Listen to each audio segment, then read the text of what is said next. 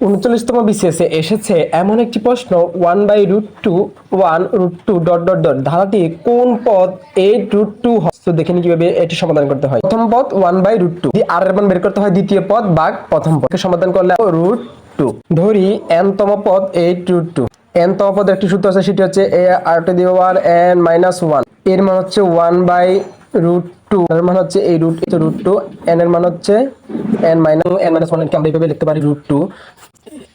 n minus এই পাশে যদি 8 টাকে ভাঙি সেক্ষেত্রে 6 লিখতে পারি ইনটু 2 √2 রেখে দিলাম √2 এর উপরে